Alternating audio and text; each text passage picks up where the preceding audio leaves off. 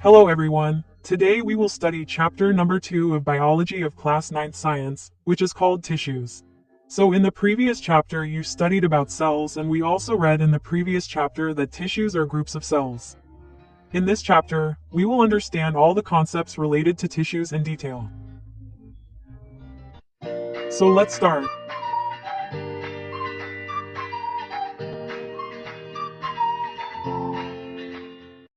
Till now we have read that cells together form tissues. And tissues together form organs, and these organs together form organ systems, and these organ systems together form a complete organism. Here we have to understand only tissues in detail. So first of all, let's see its definition. So tissues are groups of cells having similar shape and function that act together to form a specific function.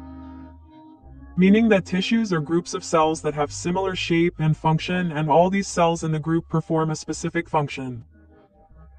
This means that tissues are groups of similar cells that perform a specific function. Next, we have to see whether these plants and animals are made up of similar tissues. So the answer to this question or topic is absolutely obvious, because we have seen in the previous chapter that plants and animals are made up of different cells. So when plants and animals are made up of different cells, when the cells inside them are different, then the tissues cannot be the same in any way. And the reason for this is the difference between plants and animals. Let us look at some such differences due to which the tissues of plants and animals are different. So plants are stationary and fixed. So plants do not move from one place to another because they are fixed at one place. And their growth takes place in limited regions. So you must have noticed that mostly the growth of plants takes place in their particular parts, which are in shoots above and roots below. This means that every part of the plants does not have the same growth. Growth takes place in their limited regions.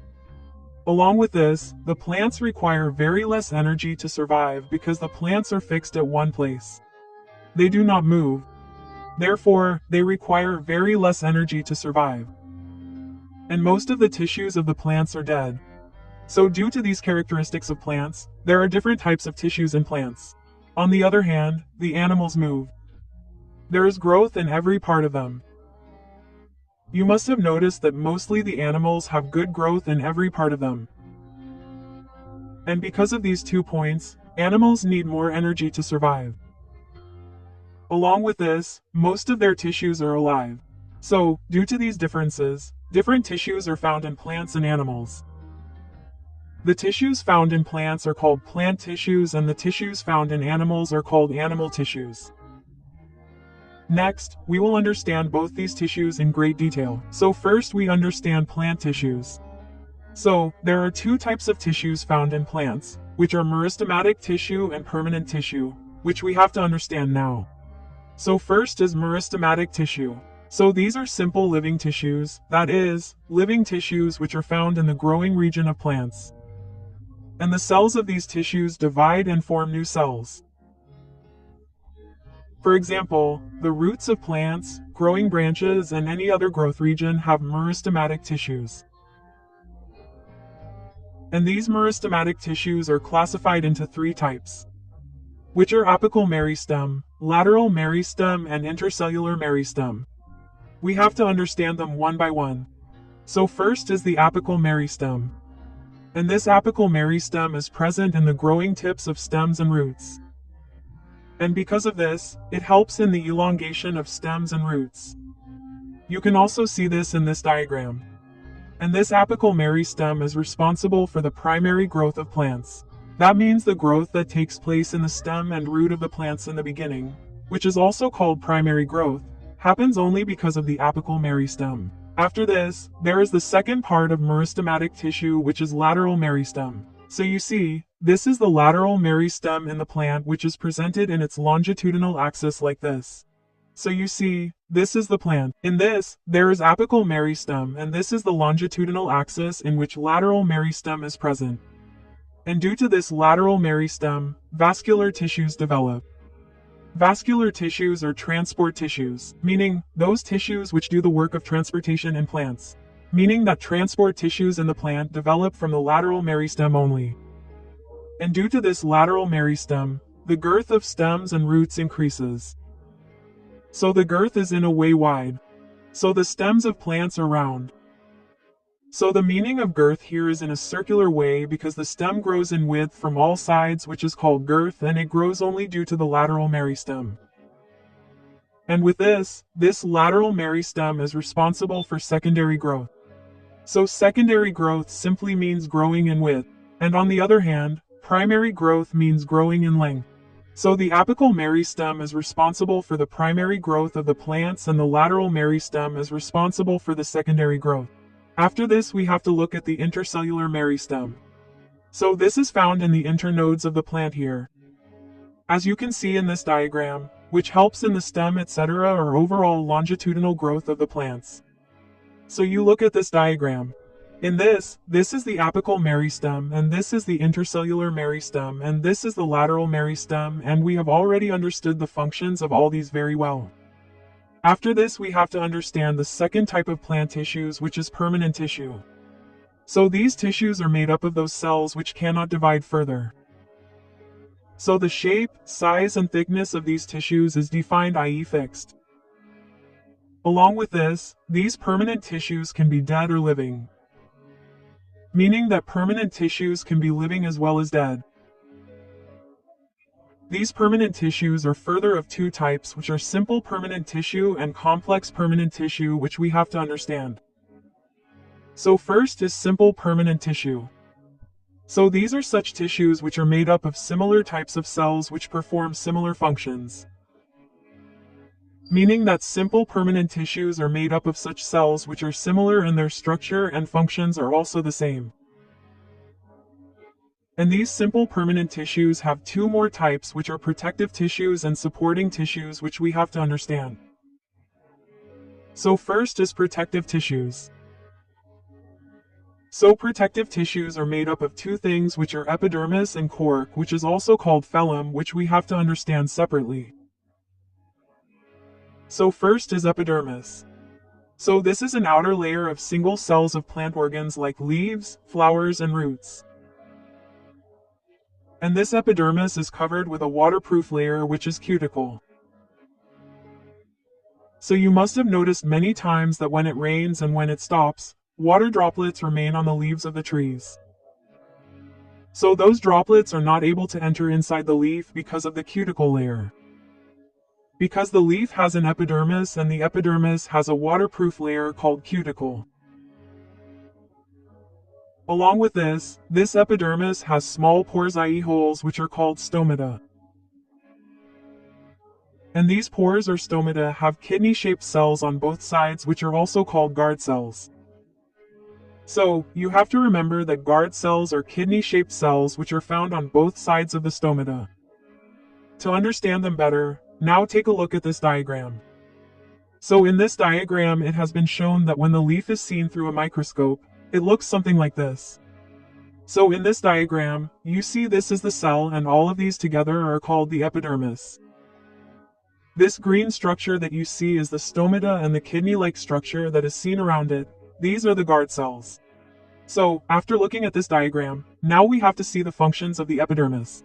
The first function is that stomata present in epidermis allow gaseous exchange during photosynthesis. This means that the stomata present inside the epidermis works to exchange gases. These stomata take CO2 inside them and release oxygen at the time of photosynthesis. Its second function is that it protects plants from desiccation and infection. This means that the epidermis protects the plant from infection and drying. After this, stomata also helps in transpiration. So these stomata allow water to be lost from themselves for transpiration when excess water comes into the plant. And if we talk about transpiration, then it is such a process in which water comes out in vapor form from the aerial parts of the plants, i.e. the upper parts, through the stomata. So these stomata help in transpiration. But when there is a shortage of water in plants, the cuticle, which is a waterproof layer, reduces the rate of transpiration and evaporation. And in protective tissue, next we have to understand about cork and phloem. So, cork or phloem is basically the bark of the tree, which is the outer covering of the tree trunk. It is made up of dead cells and there is no intercellular space inside them, meaning that their cells are packed and there is no difference between them, and this is cork. A waxy substance is present in its cell wall, which is suberin. This cell wall is impermeable. That is, nothing can go inside or come out of it.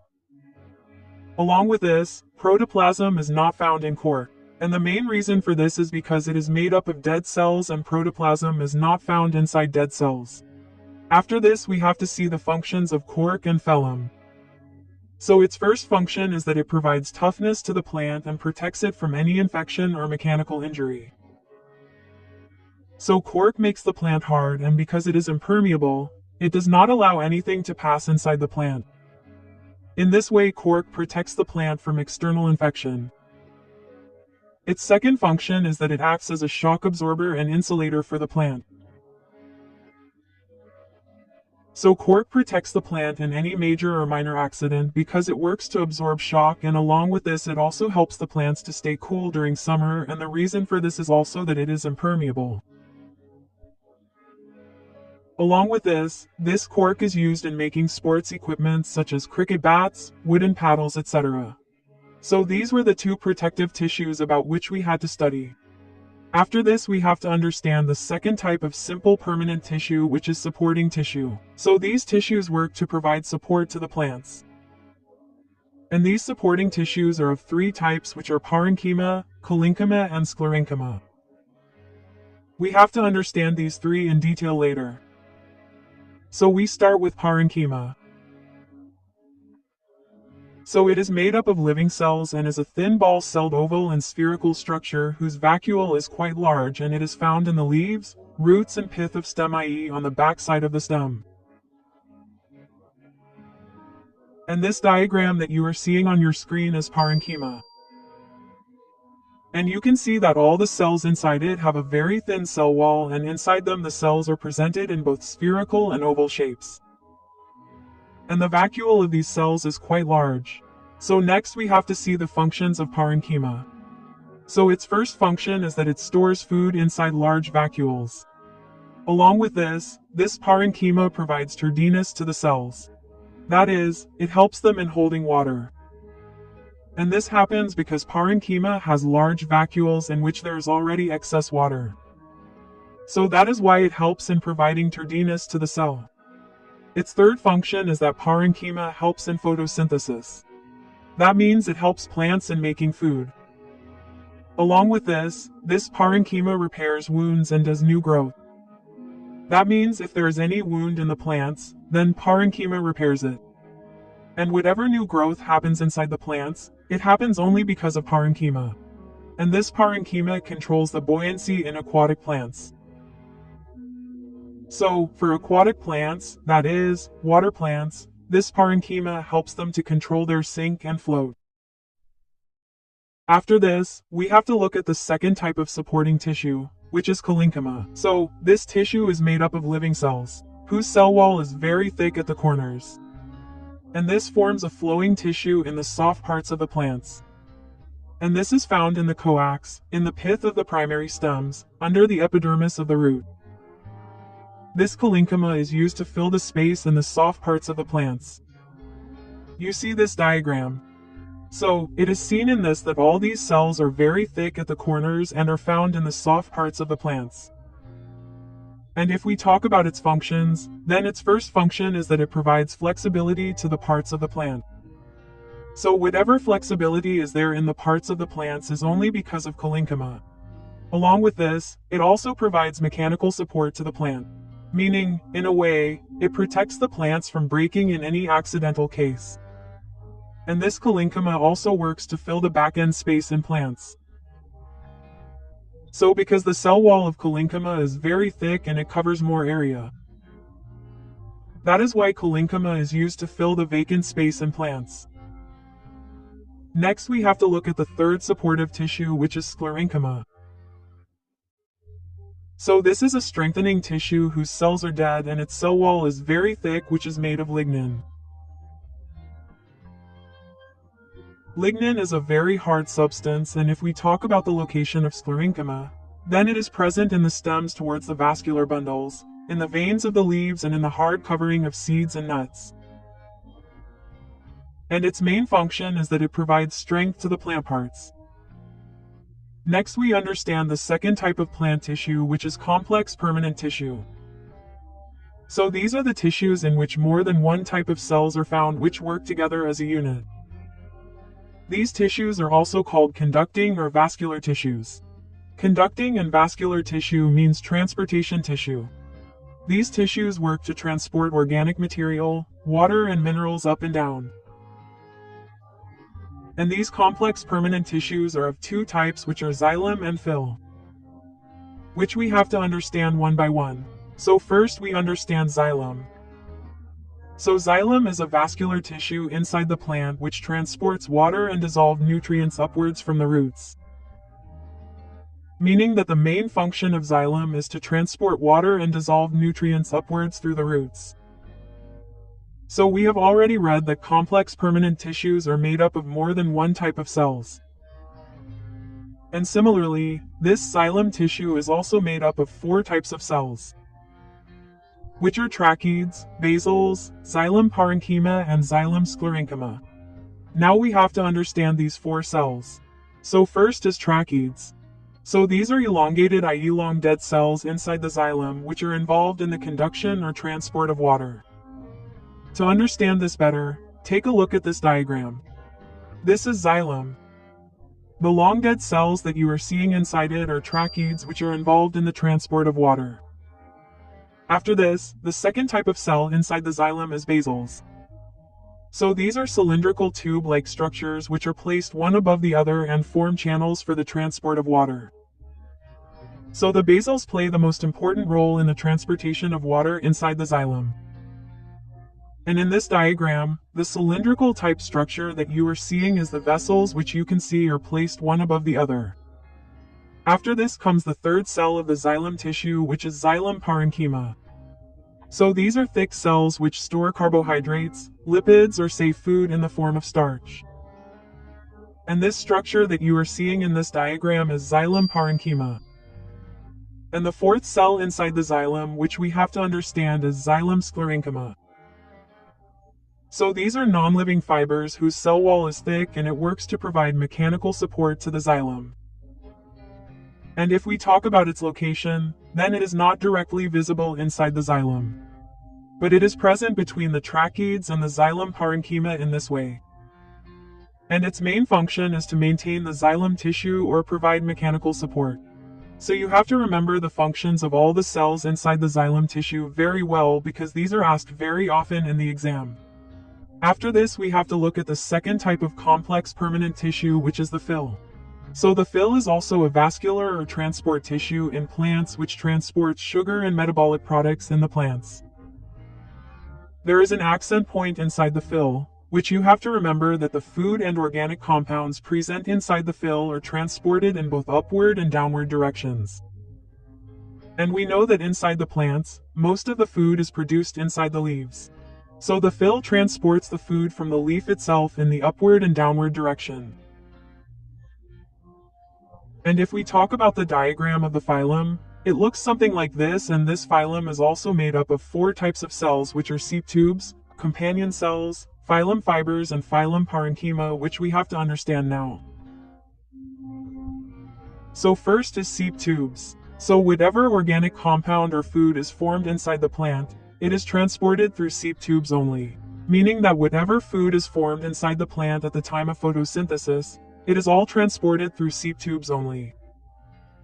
The structure that you can see inside the phylum is seep tubes.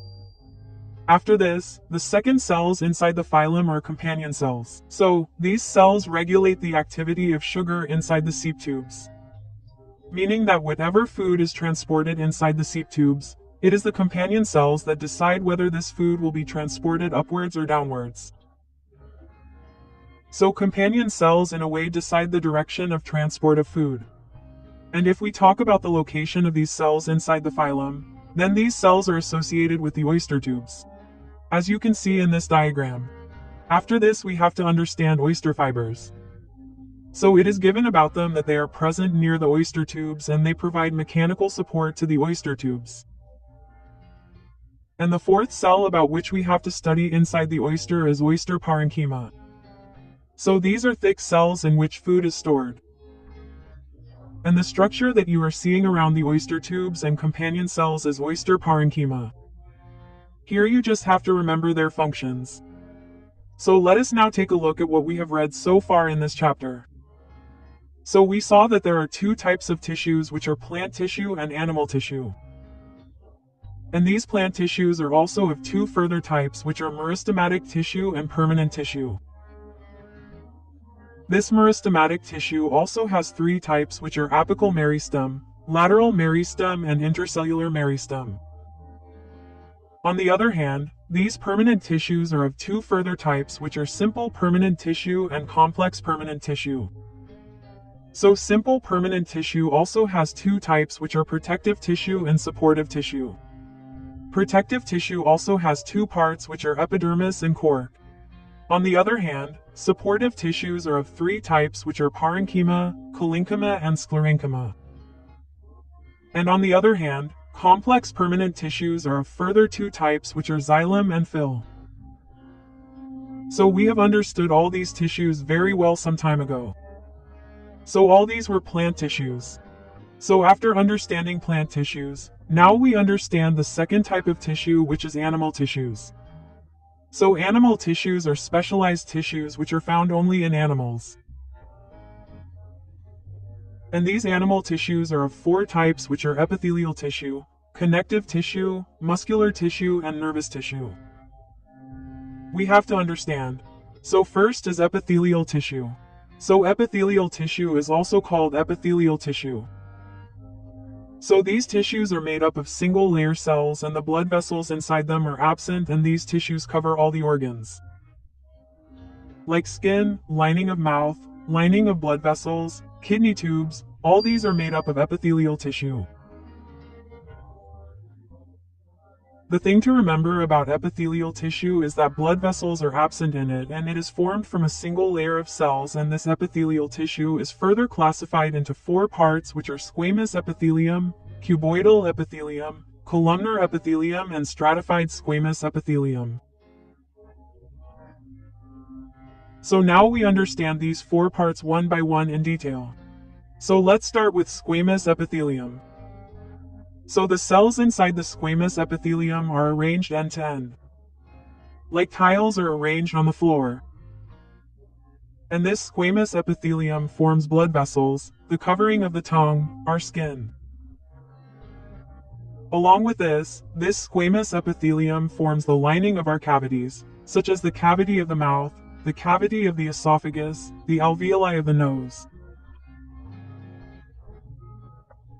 And the epithelial cells inside the squamous epithelium that form the skin are arranged in layers to prevent it from breaking or any other mechanical loss. And now look at this diagram. So this is squamous epithelium. So in this you can see that all the cells are connected end to end. After this we have to understand the second epithelial tissue, which is cuboidal epithelium. So the cells of this tissue are in cube shape, as you can see in this diagram. And this tissue provides mechanical support to the epithelium tissue. And it is found in kidneys, thyroid vessels, salivary glands, and sweat glands. Along with this, it forms germinal epithelium on the private parts of animals like testis and ovaries. Germinal epithelium means their outer layering. So cuboidal epithelium forms the outer layering of the private part. After this, we have to understand about the columnar epithelium. So it is a pillar-like structure on whose surface there are structures like threads which help in absorption. So you have a look at this diagram. So you can see in it that it has a pillar-type structure, and these threads, like you can see on its surface, they help in absorption. Along with this, the columnar epithelium forms the lining of the stomach, and it also has a role in the formation of small intestine and large intestine. After this, the last epithelial tissue is stratified squamous epithelium. So when a lot of squamous epithelium is arranged in layers, It is called stratified squamous epithelium. Look at this diagram. This is stratified squamous epithelium. So in this you can see that a lot of squamous epithelium is arranged in layers, and this stratified squamous epithelium is found in the uterus and esophagus. So the uterus is a female reproductive part, and the esophagus is the food pipe which takes the food from the mouth to the stomach. After this we have to understand the second type of animal tissue, which is connective tissue. So these are basically those tissues whose cells are spread all over the body. And the basic function of these tissues is to connect different organs and provide support. And these connective tissues are also of 4 further types, which are areolar tissues, adipose tissues, scapular tissues, and fluid tissues. We have to understand these number by number properly. So first is areolar tissue. So this tissue is found in the skin around the blood vessels, in the nerves, and in the bone marrow, i.e. between the bones. And its function is that it is filled or found in the organs that are inside us. After this we have to understand about adipose tissue. So this tissue is present under our outer skin and is present all around our heart, brain, and eye walls. And if we talk about its function, then its main function is that it works as an insulator and prevents the loss of heat from our body. And after this, the third tissue in connective tissue is scapular tissue. So skeletal tissue is made up of these 4 things, which are tendons, ligaments, tendons, cartilage. So first we understand tendons. So it forms the framework of our body, which provides support to our body. It is non-flexible and it is mainly made of calcium and phosphorus. After this comes ligaments. So ligaments connect 2 bones together and it is quite flexible. So the joint between 2 bones to which they are connected is called ligament. After this we have to look at tendons. So tendons connect muscles to bones. So basically the muscles which are attached to the bone are connected only due to tendons. Tendons are made of fibers which have a lot of strength and their flexibility is limited. The flexibility of tendons is more than bones and less than ligaments. After this, the 4th thing in the scleral tissue that we have to study is cartilage. So cartilage is very flexible in comparison to bone, and it is less hard, which is made of proteins and sugar, and it is present in the nose, ear, and layers. So if you want, you can experience cartilage right now by holding your ear. After this we have to understand the 4th type of connective tissue, which is fluid or vascular tissue.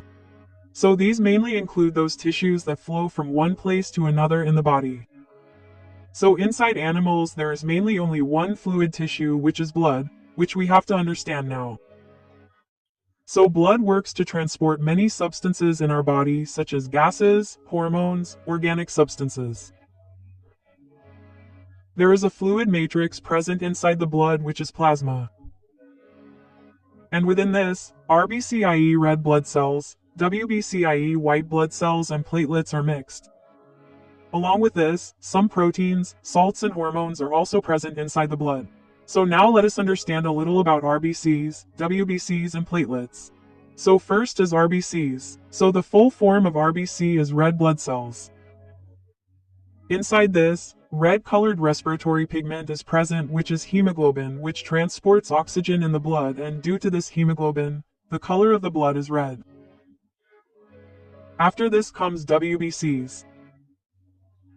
So the white blood cells protect our body from harmful substances outside, and if there is a deficiency of these in the blood, then the immune system of our body becomes weak and we fall sick frequently.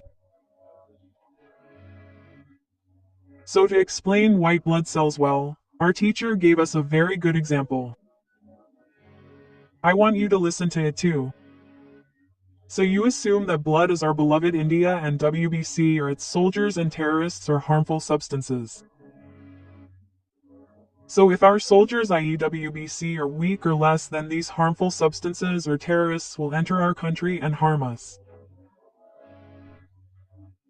And if there are WBC in right quantity and strong, i.e. our soldiers or army is strong, then it will protect us from these harmful substances or terrorists. So please respect our soldiers and our Indian army. So now you might have understood the functions of WBC well from this army example. After this we have to understand about platelets. So platelets work to form clots in the blood.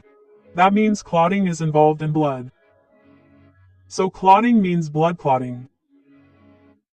You might have ever noticed that when we get hurt, then blood starts flowing from that place. But after some time the blood stops automatically. So why does this happen? So all this happens because of platelets. They help in stopping the blood. After this we have to understand the third type of animal tissue, which is muscular tissue. So the movement that happens in our body happens only because of muscular tissue, and this tissue is capable of relaxation and contraction. Meaning that this tissue can relax and contract. So muscular tissue or muscles are basically of three types, which are striated muscles, smooth muscles, and cardiac muscles, which we have to understand now. So first is striated muscles. So these muscles are mainly attached to the bone through tendons. These are ventricular muscles. That means they are under our control. The cells of these muscles are multinucleated, meaning that more than one nucleus is present in their cells. And a special protein is present in these muscles, which is contractile protein, which contracts and relaxes the muscles so that movement is possible. If these muscles are made to work too much, they get tired and they need rest. We can also grow these muscles with exercise and diet. As you must have seen that bodybuilders have very big muscles.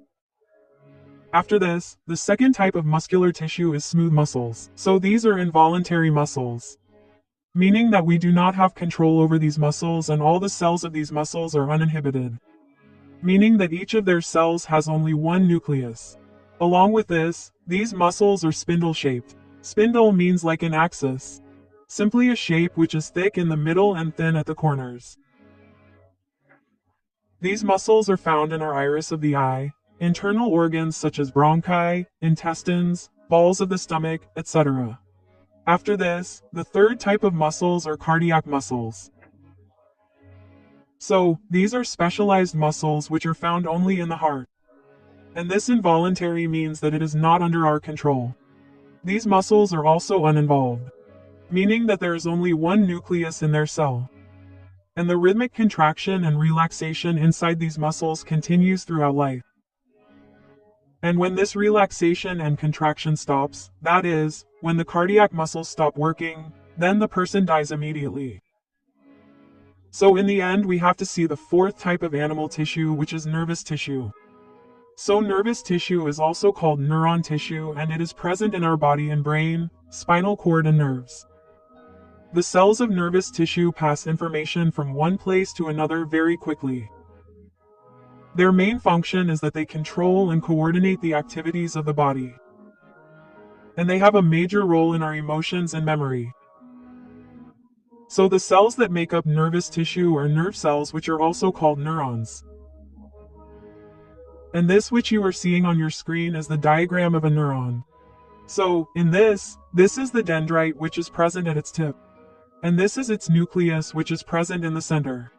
This is the axon, and at the end, this is the nerve ending. So there are more parts in this diagram. But in this class, you have to know only this much about the neuron. So now the flowchart you are seeing on your screen has the types of animal tissue and their names. Like we saw plant tissue a little while ago. So, you can take a screenshot of it for quick revision. So, with this our chapter ends here. I hope you understood it well. If you like the video, then you can like it, and if you want you can also subscribe to this channel. See you in the next video. Till then, thanks for watching. Take care. Bye.